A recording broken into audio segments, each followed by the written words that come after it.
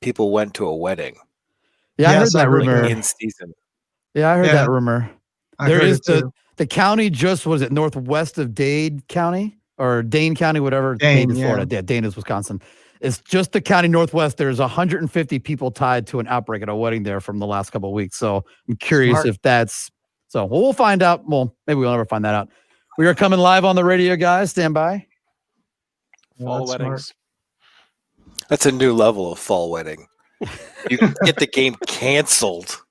All right, guys, stand by. Live on the radio in 5, 4, 3. And welcome to the Michigan Insider on Sports Talk 1050 WTKA, online at WTK.com, live here inside. Well, it might look like I'm in the Michigan Stadium press box. I'll be there in spirit coming up on Saturday for those of you following us on the video stream, but I'm actually in my home office, joined, of course, by the MGoBlog Roundtable. Ira, too. Ira's in the Emden studios on the 1s and 2s, but the MGoBlog Roundtable every Thursday at the 9 o'clock hour. They join me, the crew, starting off first with Mr. Brian Cook, the man who started it all over at MGoBlog. Brian, good morning. How are you? Good morning. I'm well. That is good to hear and see, my friend. Good to hear and see. Of course, your right-hand man, Seth Fisher. Seth, how you doing? I'd like to start off with a play I like to call, "Hey, Donovan, look at this." Exactly what I thought, too. And then, of course, Mr. Craig Ross. He needs really no introduction. Craig has his own fan club that he ignores on Twitter. Yeah. You might see on his byline, if you're joining us on the video stream, it's Craig Ross. Everyone else has a Twitter tagline or byline. Craig does not. He needs Twitter. So I continue to say and suggest we need a Craig Ross Twitter fan page. Do we not? No, I would say if people want to get in touch with me, they can call me. I actually have people who listen to your show call me now and again, so I'm not hard to find. So anyone wants to yell at me and tell me I'm adult or something else, call me. I consider myself, Seth is Brian's right-hand man. I consider myself Brian's second left foot. Just a carbuncle to get in under his skin or something. And just to clarify, Brian has two right hands because I don't want to take anything away from Ace, who is also his right hand man. There you go. You have to. All right, so guys, Michigan, they go out and they own Minnesota in one of the better offensive debuts I know I've seen. And just starting with you, Brian, how did that stack up to your expectations of Michigan and of Joe Milton heading into that contest? Well, in one sense, it was on expectations. They kind of had the training wheels on, but Joe Milton's ability to run, I think, really stood out as something that hit the maximum expectation level. And then the organization level of the offensive line, I think there was one missed line call / blitz pickup in the game, and that was the last snap before the kneel. There was an earlier TFL, but I think that was just them timing up the snap real well. And to see Michigan replace 4 NFL offensive linemen and not really seem to have much of a step back is something that you always hope for in the offseason, but you never expect. Seth? Oh, man, I loved it. It's hard not to get too excited. First of all, everyone saw Ben Mason be part of the offense. And not just Ben Mason. There was like a lot of Harbaugh 2015 kind of stuff and trap, and there's just a straight up pull, right? Or the one thing they didn't do was the stuff they were doing last year. So if you watched Michigan's tape last year and you're like, okay, I'm going to prepare for pin and pull, right? And I'm going to prepare for the arc read. All they did was run stuff off of those and not even those. It was a beautiful game plan. Craig? Yeah, for me, the interesting thing was Matt Leinart becoming the Oracle of Delphi, because if you listen to the pregame show, he said these programs are moving in opposite directions, and I assume he meant Michigan was tanking and Minnesota was going up, but in fact it seems like it was something else. The other thing I really liked about this is this reminded me, Gaddis's game plan reminded me a lot of Shostakovich's 10th Symphony. Russian composers in the day Russian composers used to code their initials into their symphonies, or they would code stuff in their symphonies. And the Ninth Symphony was more or less banned in Russia because by this point in time, Stalin was becoming very much an anti-Semite and doing his own little pogroms. And so Shostakovich and his Ninth Symphony was banned. And then his 10th Symphony, which was published the day Stalin died, I think, or within a day or two of his death, is coded for a lot of anti-Stalin stuff. Well, Gaddis's first play is a little flick out to Coram, and Coram, who's a freshman and starting on the very first play, looks like he's shot out of a cannon, Speed and Space. And then his second play is a pin and pull, I think, actually, pin and pull keeper with Milton. And I said, this is sort of a different thing because Milton looked like a very willing ball carrier as opposed to the past. So those first two plays to me were Shostakovich's 10th Symphony. I was cheering until the series tanked. Who's Stalin in this metaphor? Who has just died? And Stalin, there. Well, I don't know. I'll have to think of that one, Brian. Okay. You can give me some help on completing the circle. But Gaddis to Shostakovich was definitely the deal here. Yeah, guys, I look at, first of all, Joe Milton and his, the poise that he showed, the reads, the touch, all of those things very consistent with what we heard out of practice. Now, he had a running game, a really good running game to lean on to help with that comfort.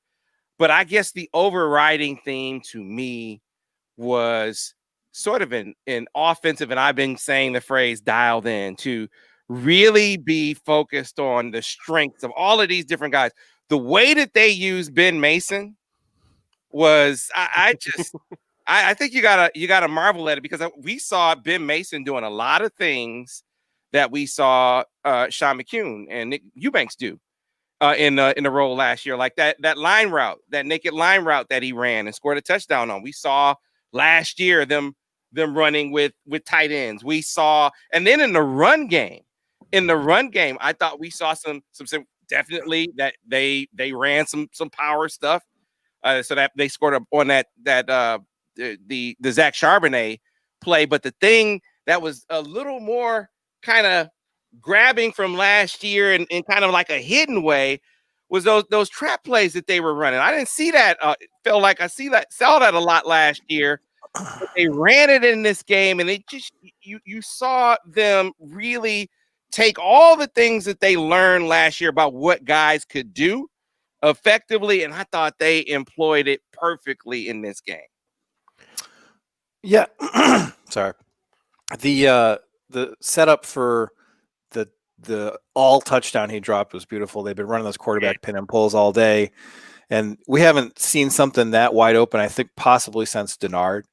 And that's the same dynamic. I mean, Michigan can go empty with Joe Milton, and they can, on 3rd and 3, they can run it off tackle with him and expect to get the first down because he's big, he's able to take some hits, and he's an intelligent runner. Like, he's not like a lot of quarterbacks who are just trying to get it over with. Like, he's reading the blocks in front of him and doing the right thing. So I think you have a ton of upside there.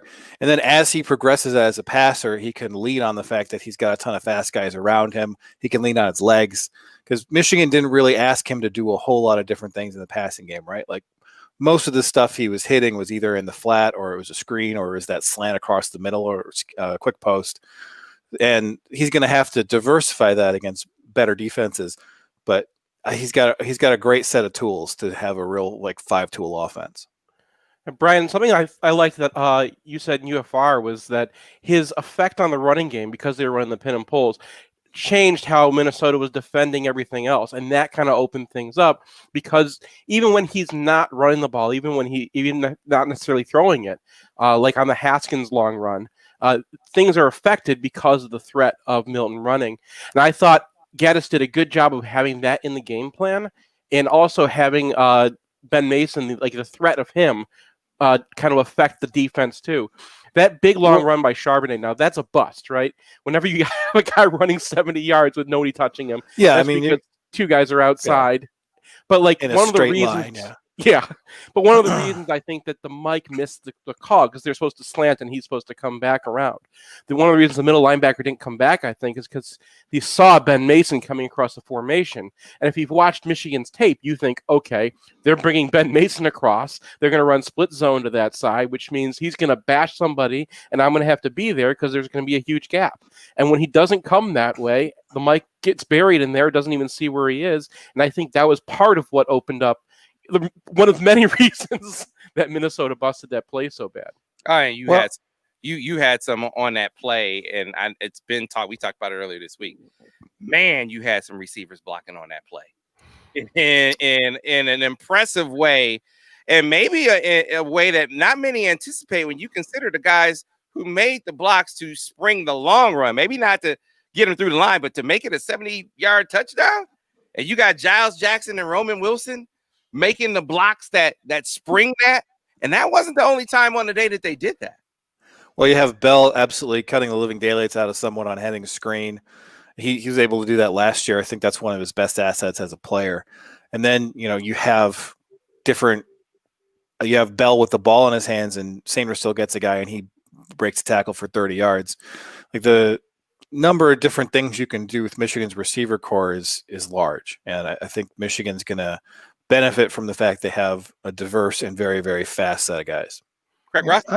Yeah, I mean, the nice part of the game was, at least for me, I went into it, and I think many people went into it saying, okay, we have two questions on offense. We have a lot of nice tools and gadgets to play with here, but do we really have a quarterback? And do we really have an offensive line?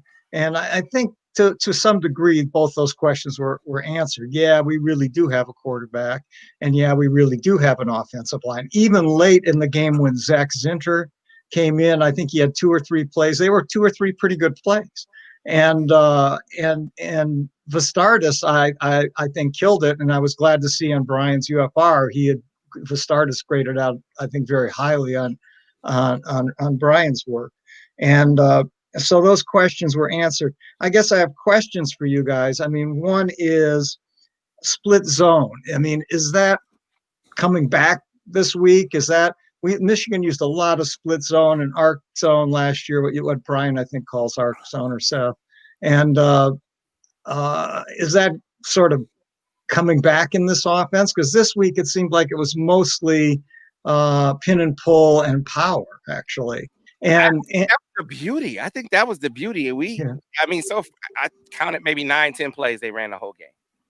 And so it's like, you didn't show much offense. Of course, it's coming back. We're going to see Ben Mason leading. I don't know if it's this game. I'm just saying it's in the arsenal. We saw Michigan kind of shift in the second half of the season from game to game. We would see different kind of run game strategies, especially manifest. And you can't tell me it's not in the arsenal, having Ben Mason coming around leading Joe Milton on one of those bluff runs. It's coming.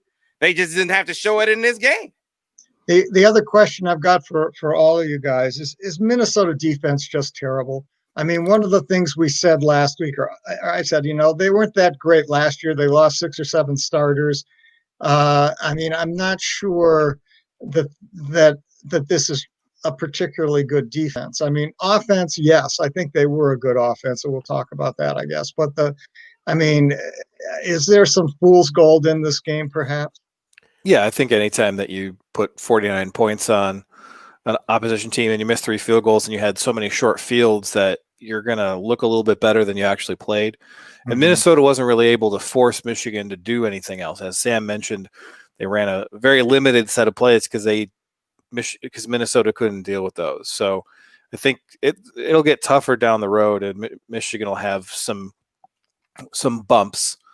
But even just think about how the offense felt versus how it felt like, say, in the Army game last year, where everything's a slog. You're getting 3 yards of carry out of Zach Charbonnet. There's no wide open guy downfield who drops the ball because there's no wide open guys, and just how everything fit together in this offense, and how Minnesota was chasing ghosts for much of the game. And that's a change that happened in the middle of last season, most notably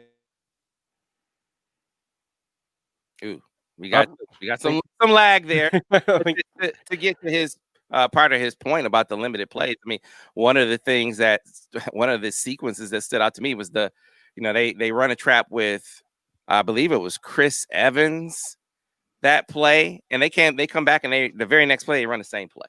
So it's like, when you can do that, and they scored a touchdown. So like when you can do that, it's like, dude, these guys cannot freaking stop you. Some of it is they aren't very good, Craig, to your point. But you pointed out something earlier, Seth. I mean, I do think that there's a way to really accentuate, to make them look that much worse, to really show a plan and building off of earlier plays. And that Eric All play was maybe the most vivid and vibrant example, the drop play of what you guys are talking about, because they had hit on that QB pin and pull, and it completely changed the posture of the defense, especially that safety. That safety was the one who got caught like, oh, shoot, here comes Joe Milton again, and he comes buzzing upfield. And I had to go back and watch it again. It's like he doesn't see Eric All running right in front. I mean, he's like in his face. He's right there. You don't see that guy right in front of you? And he runs right by him. But that's because they had hit that pin and pull, and they hit it for a nice gainer. And that dude was hauling ass to stop Joe Milton on that play. And it's like, that is built that, and they knew it was going to be a touchdown. That's the other thing. You could tell they knew they were going to score that play if he just catches the football. Man, it was coherent. This is how it's supposed to look. That's how it felt to me, to your point, Brian, before you got cut off. I want you to pick up where you left off. That's how it felt. Like, man, you can really see this plan over the course of the game really building to, building with time as the game progressed. Yeah, and so I think 8 of Milton's throws were either screens or those little dumps in the flat to All or Mason, and those gained 15 yards of play.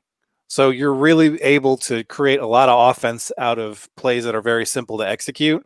And that speaks, one, to Minnesota's defense, but also to the fact that your game plan was very good. So what about the defense, guys? I mean, take me to that side of the ball.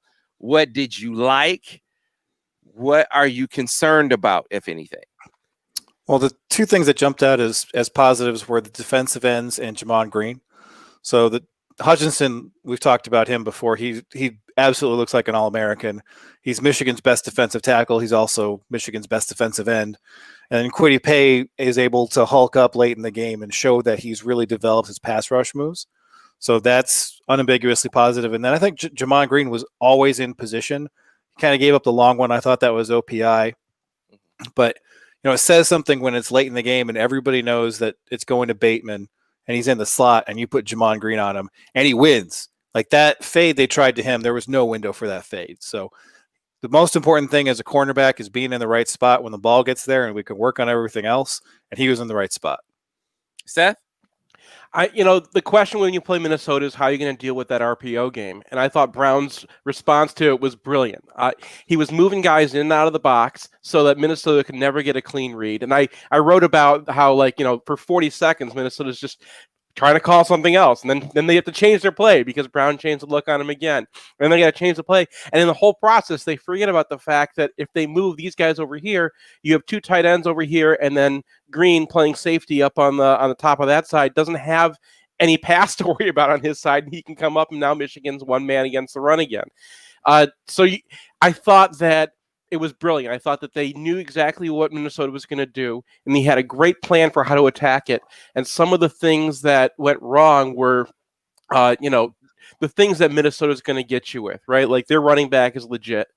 But they said, I'm going to leave the linebacker back and deal with it and hold him back to cover the pass, and then let the front deal with the run. And first of all, that means that they trust their front, which is something I don't think they could have said last year. And they did. They held up. Now, Minnesota had some guys out, so maybe if they had their full line available, that wouldn't have gone as well.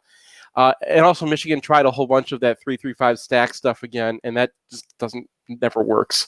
I think I think that they're trying to still save some snaps for their defensive tackles by playing 3-3-5, and when they do, Michigan kind of gets gashed. Yeah. Greg? Yeah, big picture. I think I mentioned this last week that I looked at Minnesota's 4 games against their best 4 teams on their schedule last year. That was Iowa, Wisconsin, Penn State, and Auburn. And if you look at those games, Tanner threw it over 67% and at 10.5 yards a pass. That's damn good against teams that are pretty good. Well, how did he do this game? Well, he wasn't terrible, but he was 18 or 31. That's 58% at 6.35 yards per pass. So Michigan outperformed all those teams, and all 4 of those teams had pretty good defenses last year. So that's good. And I think you have to take the Michigan defensive performance in the context of how good this Minnesota offense really is. I mean, they've got probably an NFL running back, maybe an NFL quarterback. I don't know. He'll certainly get a shot. And they definitely got an NFL wide receiver. And so, I think even with them reshuffling their offensive line some, I think it was still at least a good offensive line, certainly massive. And so, I'm not negative, but it did seem like we got edged quite a bit, especially to the right side of the Minnesota offense for whatever reason. We got beat on the edge on the right side a lot, not on the left side so much. And there were things to be bothered with, but I thought I agree that Jamon Green was a really pleasant surprise and played quite well, from what I could tell. But you still worry about the defensive tackles and the defense against a really dynamic team. But overall, I think I was satisfied with how the defense played. Yeah, you look at a couple of things. Number one, coming out of practice, the talk was that they, as good a pressure team as they were last year, they feel like they're going to be better. I think that game 1, a lot more to see, but I can see why they feel that way. I feel like they're gonna, you got Velshoff showing up and Jeter showing up, and of course Aiden and Quiddy. They absolutely lived up to the hype. Seth's point, I felt like Tanner Morgan, they got him out of sorts with the pressure. I don't know what he was on the sack fumble deal. I don't know what he was doing. I don't know why he didn't hand the ball up on that play. And it struck me as a guy who they messed with his head a bit with all the movement, who they messed with his head a bit with the hitting. Now, to Craig's point, though, on the run defense, I said this to you guys last week. Michigan was running the football well in practice. Is that more about Michigan's offense being really good, or is it more about the defense needing work, or is it a combination of the two? Now, we got to give Minnesota credit. I think they're a good offense too, but then there were some, even with the concessions about, hey, heavy RPO team, keep your linebackers back. Craig's right. There were some edge issues, and when they got hit on that duo play. I'm like, man, all over again, man, just with a different guy. I know I wasn't the only one to feel that way. Yeah, and in this case, a lot of the damage was because Dax Hill went out and Makari Page had to hold the edge against an NFL running back, something he has not done before. And he's a true freshman getting his first action, so you're going to have some hiccups. There were some hiccups. So I feel like if you're able to get Hill back, a lot of that does get fixed. The other thing that continues to happen is that Michigan doesn't have a nose tackle who's able to hold up against doubles. So that just has knock-on effects because now the defensive ends kind of feel like this is happening. They got to cover someone else's gap. You kind of get out of position, and then there's a lane. So I don't think that's going to necessarily change this season. You saw some promising blips, like Kemp had a really good play where he shot through a double and got into the backfield. But other than that, it was not quite last year because they were able to fight a little bit better, but it wasn't that much different. Yeah, I think Hawkins, I don't know if you've done the defensive UFR on this part yet, but I thought Hawkins kind of missed a couple edges too, which was, not normal for him. Normally, that guy's been pretty good in the past. I think that he felt he was pushed in the back one time. I think he felt he was held one time. He was. And And so, I mean, those kinds of I things are going to happen. you look at that play and you're like, come on, man, you can't do the flag thing Yeah. during the play when that would have been a weak call. That would have been such a weak call. Can't do that. Right. So, I mean, what he should have done is just get a little bit wider and held the edge and not tried to make a play. And I think afterwards that, he was trying to get the call, but knew he screwed up on that one. But, first game jitters and whatnot. Out of all the defenses that we've seen in their first game this year, Michigan seemed a lot more organized than most.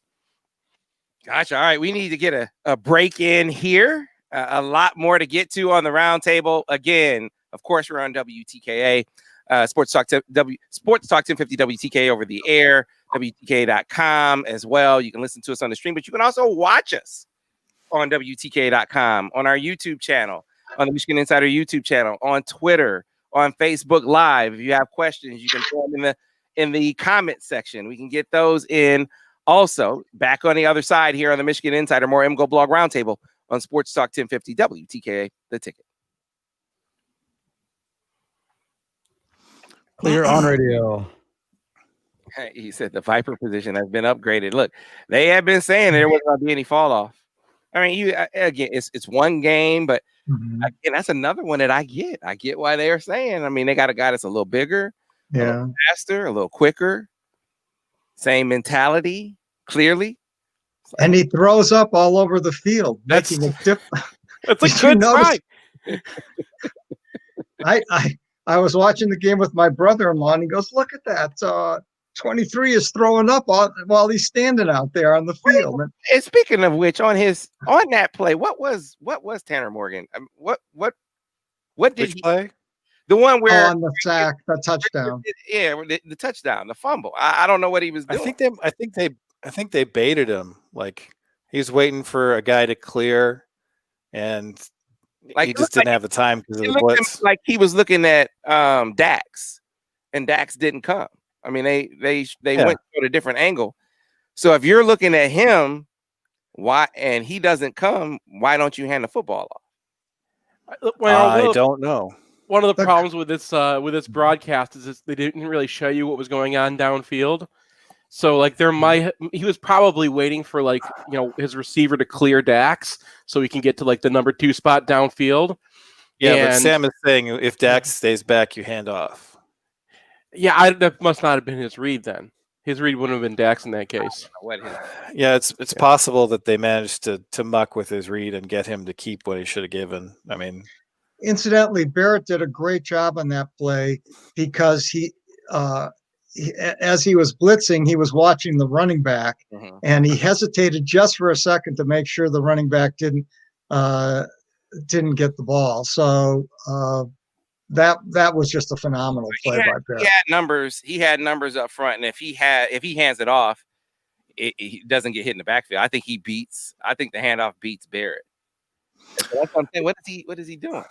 Yeah, I mean they also shifted the line really heavy to Barrett's side so that there'd be nobody to pick him up. Right. So like there's this big gap to the left of the line, and I already wrote this up for UFR, but it's just like, yeah, that handoff looks pretty good to me.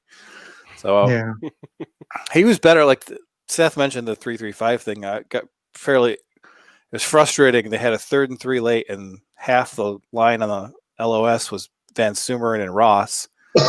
And Minnesota sees this, and they're like, why don't we run over there? And they do, and Kwity Paye can't get over 2 gaps as a nose tackle. And I'm just like, oh, come on. Do you agree with Seth that the 3-3-5 has been, not been worth it, or has been a failed experiment? As a pass defense, it works. That they've never been able to use it as a run defense.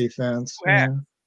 I mean, the Florida game where they debuted it was the only time. That's because it was completely new. Right. So, I mean, one of the things is they get the 3-3-5 out there, and then they put Van Sumeren on the line of scrimmage. Yeah. And at that point, like he either drops out or he tries to be a defensive lineman, and that's not like if you see like a real true 3-3-5, what they're doing is they're taking one of the linebackers and they're shooting him at the line of scrimmage so that he's got momentum and he's able to make up for the fact that he's 240 or whatever. Okay. So when you put a Sam on the line of scrimmage, he's just a shitty defensive end. Right. So Sam, is it Ryan Jean-Marie? Am I saying it correctly? Jean-Marie. Yeah, Brian. Jean-Marie. It is Jean-Marie. It is Jean-Marie. All right, so you Back got in 1 minute on radio, Jean-Marie guys. on Back staff. on radio in 1 minute. Okay.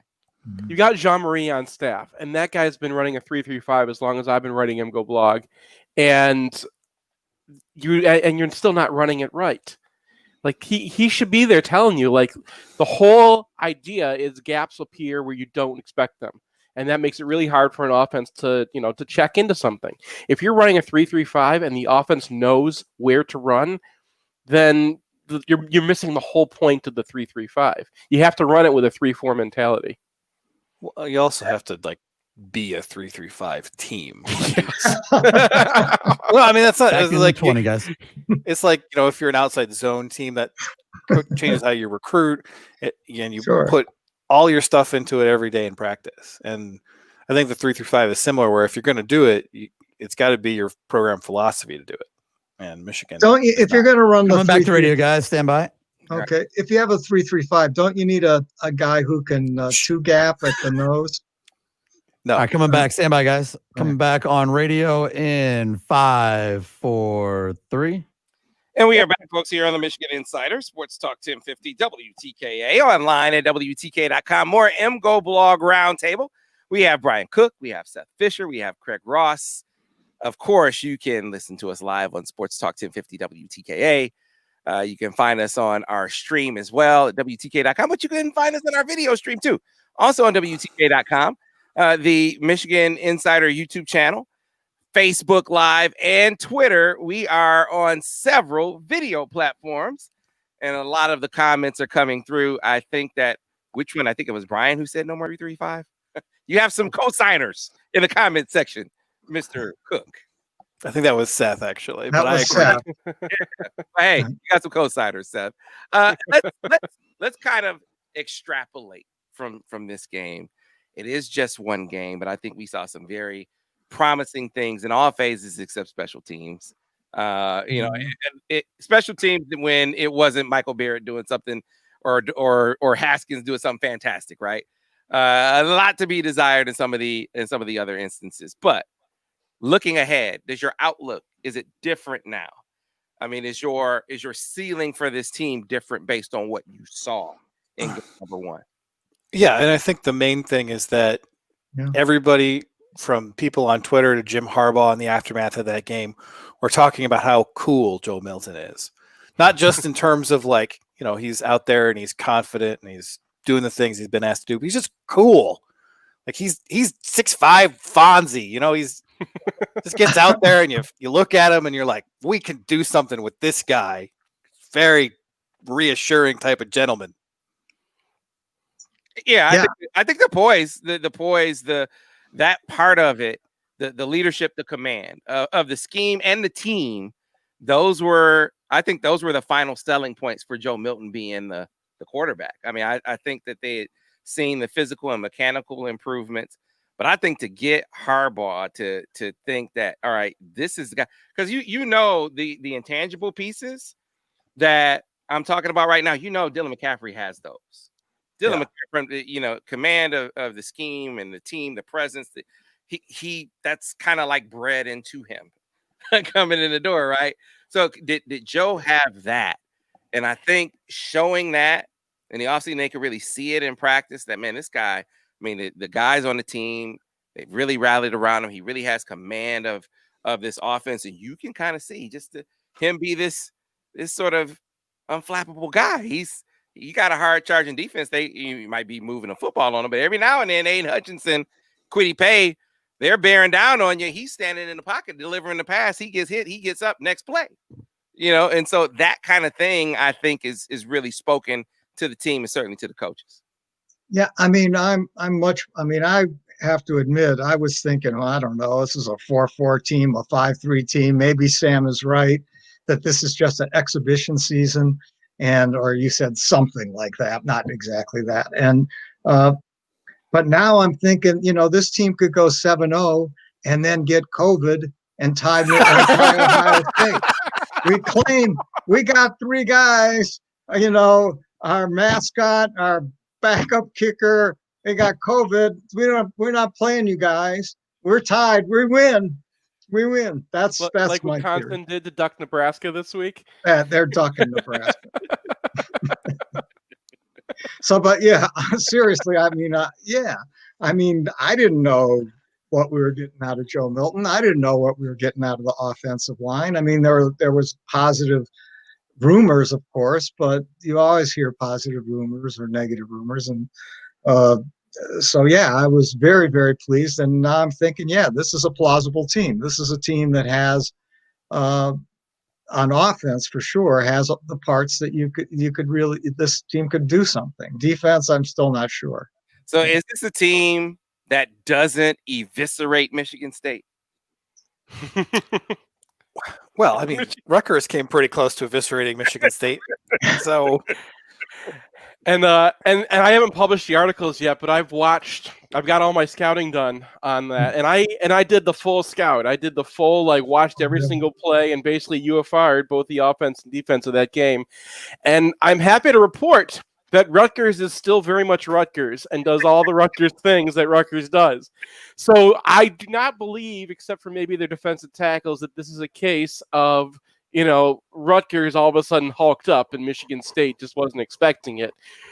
They're bad, and they're especially bad on offense. And yeah, guys, this is the other thing is Michigan State's not a quarters team anymore. They spent all game in a cover one with their free safety playing in the parking lot. So it's a new era at Michigan State. The interesting thing there to me was I agree with you, Seth. I watched the game twice, and I think that the Rutgers defensive tackles were excellent, especially the Turner kid. Really? And Mike Dwumfor had a good game, in my opinion, and he was much more under control than when we saw him in Ann Arbor. I mean, he was able to beat his guys, but didn't go crazy and shoot past the play. Mike Dwumfor had a good game, and the other guy's an NFL player.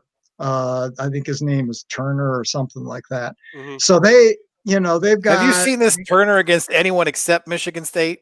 Well, I don't know. I mean, Michigan State, I don't think was quite as bad as the reviews.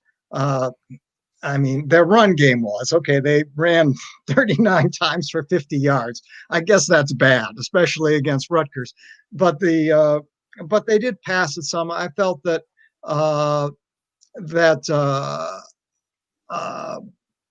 Rocky Lombardi has improved a bit. I mean, last year it looked like he was throwing a cannonball when he went to throw it. This year he doesn't look quite so labored throwing the ball. He has a couple of good wide receivers. They have an okay freshman running back. I mean, I don't think they're that terrible, and it would be a mistake for certain for Michigan to look past them. But yeah, I mean, I'm glad to hear that Seth thinks that Rutgers is the same old meatball Rutgers we've always. I did give credit to the defensive tackles, and if you go back to my faux film on Rutgers last year, I was giving credit to the defensive tackles last year too. That guy's decent. Okay. That guy's legit. Yeah. Michigan State probably didn't scout them because that's what Rutgers does. Rutgers gets upfield with their defensive tackles like blitz balls. And I kind of disagree with you on Dwumfor. I thought he had a great game, but he had a great game in a very Mike Dwumfor style where he just shoots upfield all the time, regardless. And Michigan State is running pin and pull and trying to get the edge on those plays, which is like, we've seen pin and pull how often, right? We've seen how many times does Michigan run that play? And you know that, like, okay, sometimes if they don't set an edge, then you turn them and you go. Like that's what happened against Illinois last year. Mm-hmm. But that's not what you're looking for. You're looking to kick that guy out and then run inside of him. And Michigan State, even when they kicked him out, they were trying to run outside of him. And then they bench Elijah Collins and run this freshman who only looked good because he got lucky into having like the two plays that Michigan State blocked well. And then one of the plays that they blocked well, he screws up. He actually runs outside of that pin and pull. Mm-hmm. I thought that Michigan State looked vastly worse coached than they did last year on offense. And I think that they've made a huge mistake with Jay Johnson. And I think because of COVID and because they had a COVID outbreak, so they actually got less practice time than other teams, and the new staff and everything else that's going on, there's enough excuse to keep him around for a couple of years where he might be just maybe the worst offensive coordinator we've ever watched. I think that's a little bit hasty. I mean, Mick McCall was at Northwestern for 75 years until just recently, and that was terrible. I think you're not going to have him have 7 turnovers, and Craig is right that Rocky Lombardi is much improved, but he was a guy who completed 46% of his passes last year, so he had to be much improved to even get to bad. But that offensive line is still their offensive line from last year and the year before, and it reminds me of the hole Michigan got stuck in for about 6 or 7 years, where they just couldn't find enough guys to field a competent offensive line, and they're running whoever out. Like Dobbs isn't playing, and he's like their big recruit. Like Allen's decent at center, but the guys around him, he's not. Allen's terrible. All right, Allen I guess is he's awful. terrible. Yeah, I mean, did Allen even play in that game? Allen played, and there were times when I was like, "Oh my God, dude, are you trying to lose here?" He made and like that's not even putting all the line calls on him. If you add like all their missed assignments onto him too, he was bad, and like it's worse than they were last year. I've scouted this team every year, and they've had some terrible offensive lines, progressively worse every year, and this is the worst I've seen yet. So I'm curious about a couple of things. Number one, what was the deal with Elijah Collins? Number one, and then number two, I just think what Rocky Lombardi is, right? And Rocky Lombardi can't beat Rutgers. If Rocky Lombardi can't beat Rutgers, what is the use in playing him? I think Theo Day is the better talent. If you're gonna lose getting your better guy, your better talent, your higher ceiling guy some experience, as far as I'm concerned. I think that Rocky Lombardi is decent for what they're doing. They have to get the ball out of there right away, and he's better at that. They really got to stop the sight reads, because they tried to do that. Craig, I still call him that because of your book from years ago with when you sat in with Chad Henne and whatnot. But Michigan State's running those like stuff out of the air raid offense to try to like just get the ball out of there quickly. And he and his receivers weren't on the same page. Other than that, Rocky Lombardi like saved a few plays by having good pocket presence. Plays where like I've seen Michigan quarterbacks take sacks a gazillion times, and he's the guy I think you want in there. One, because he's going to get the ball out quickly, and he's cool, and he's played pretty decently. And two, whoever's back there is going to get killed. And Theo Day has a little bit of eligibility left where you can maybe plausibly build a new offensive line, because Lombardi's going to be ruined. And probably by the end of this game, he was getting ruined. Yeah, man. I'm trying to find some nervousness or trepidation about this game, and I'm having a hard time. I'm having a really, really, really hard time thinking this is going to be anything other than an absolute bloodletting. And if you're Jim Harbaugh, anything about Jim Harbaugh, if he's up 70, he's throwing up 70. This is not taking a knee. This is not we're working on the running attack. They are going to pile it on if they can. Now, that's if they can. But I just nothing I've heard from Michigan State or seen. I didn't watch the game in its entirety, just here and there. I think that this is a team whose identity has completely shifted. And you talked about defensively. I don't know that the Mel Tucker sort of vinegar that he's trying to spread over this thing is enough to bridge how wide a gap this is. This is just Antonio left the cupboard completely bare. I mean, he gutted that program on the way out. No amount of leaving Michigan out of the commentary is going to rile the guys up enough to bridge that gap, in my opinion. Yeah, I was stunned watching their defense. I mean, they lost 8 guys who had a combined 262 starts, but I still expected to see some ability behind it. And outside of maybe Noah Harvey and Antoine Simmons and maybe Julian Barnett, I didn't see much on that defense at all that looked plausible. I mean, so you're right. When D'Antonio left, he didn't leave Mel Tucker with a lot, especially, maybe in the whole team, but the defense, I was surprised by how inert they were. Now, Yeah, I don't know. Barnett was on special teams. He didn't even play. He didn't even start. He didn't He didn't even even start. play. No, he Okay. wasn't even out there playing on defense. I think he played a couple snaps in special teams, and that was Okay, it. so maybe he's hurt or something. I don't know, but you would assume he would be playing. But they did not look good. And unless Rutgers is a lot better than I thought, or unless Michigan State can somehow put together some sort of superhuman, effort to just say, okay, we're just going to be crazy in this game. It wouldn't surprise me to see them say, okay, we ain't punting. We're just going to run 4 plays and we're going to run every crazy thing we can think of.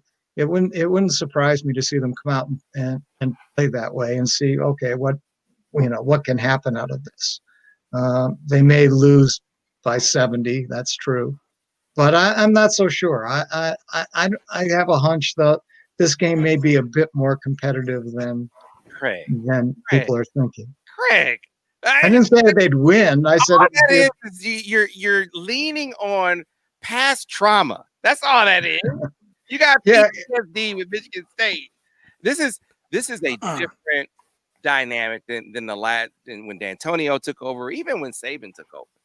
I mean, this is a program that, from a talent standpoint, and we could see it in Brian. We've talked about this in the past. You could see it in the recruiting trends the last couple of years of D'Antonio. I mean, they don't have the guys, is the point. The guys they had the years before, and he was very fortunate. I give him credit for being able to build up the talent on that roster, recruiting Ohio well, and then beating the early years of Rich Rodriguez, winning Michigan and winning it by a landslide. And they built up the talent in that program. But over the last 3-4 years, I mean, they start losing Ohio guys to Cincinnati. I mean, and Kentucky. And Michigan guys to Kentucky. So the guys that were winning them those games aren't playing here anymore. You see Kentucky winning games. You see in Cincinnati winning games. Those guys played for Michigan State 5 years ago. They aren't playing for Michigan State right now. And that, to me, is the point. Like, you don't have the horses to get this done. It would take Michigan. For Michigan to lose this game, Michigan has to beat Michigan, in my opinion. Yeah, I think that's accurate. Like, they don't. Agree. I mean, how are they going to move the ball if Michigan has a bust? How is Michigan going to get stopped? Well, if Michigan throws it into coverage or whatever.